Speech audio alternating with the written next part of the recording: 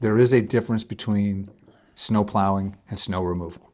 Snow plowing is pushing the snow out of the roadway. Snow removal is taking that snow, once you've plowed it, off of the street, loading up the trucks and putting it and dumping it someplace else. So that's snow removal operations. Which is a lot more time consuming. A lot more time consuming, a slower pace.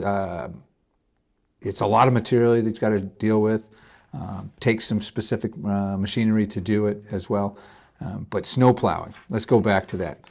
First of all, North Attleboro, what we do is we provide a GPS unit for our vendors, and we have GPS units installed in our plow trucks right now. So we're able to track and see the breadcrumb of where all the plows go to. So if there's a mystery, and they can happen, it has happened before, even with the GPS technology, we could miss a street. I've seen it, a lot of communities it happens, and you'll get a call from somebody saying, hey, you've missed our street. But what our team does is they take that GPS breadcrumb trails and they look at it and they examine it and lay it over the map and look for a road that didn't get a truck that go down it that had a GPS. So then they'll dispatch a truck to go towards it. But snow plowing, especially in a storm this size, is very intentional. You're going to focus primarily on the mains first, those main arteries that provide the lifeline of different traffic. Although I will be the first one to tell you, if you can't get off the secondary onto the main, what good is that anyway? It's a very valid point, but you've got to start somewhere and you've got to open up those major lines because they're the biggest roads. They're going to take up a lot of the time. They're going to take up a majority of your resources. And as you finish those up, and then you're going to expand out into the secondaries in those other places once you've got a handle on that.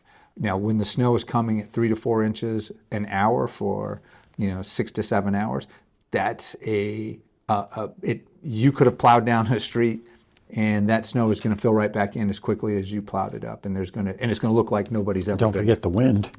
And then you have the wind, right, which was complicated. And we actually did fairly well with this particular storm because the wind and a little bit of colder temperatures didn't make the snow as wet and heavy as it could have been.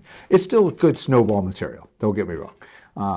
And that's a good way to go to it. If you go out and you try to make a snowball out of it and it just turns into powder, that's a light, dry snow. The wind's going to blow that around. This was somewhere right about in the middle, from what I could tell. You could get a nice compact snowball out of it, and it was going to stick together. With the yesterday, with the temperatures that we had, it's definitely turning into wet, heavier snow now. But that's going to impact how our drivers are being able to handle this. The amount of snow is above a lot of the plows. Like, for instance, if our vendor has a small plow truck, a pickup truck with a blade, a lot of times the snow is above the blade, and you're just pushing it back on stuff, and you're not really being effective. And you get those folks and teams that start focusing on intersections and bumping out intersections and cleaning those up. And everybody gets plowed in. I mean, look, I went out numerous times as it was snowing to do my driveway, and the plow truck would come by and plow me in.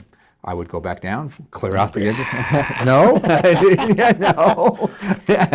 no, because at the end of the day, it's I've always called it the equal opportunity offender. It plows everybody in, right? It doesn't matter where your driveway is. They're going to clear that main road. Your job is to make sure you can get in and out of your driveway. My thing was I just couldn't start after all the snow. I mean, I drove into work today and I saw people that were just starting on their driveways, and all you could see was the snow shooting out of the snowblower because it was taller than the snowblower was. And that's a lot of hard work. I spent the past couple of days working on that in between meetings and updates and coming in here into town during the event, and then making sure everything. But this is North Attleboro's team did an exceptional job.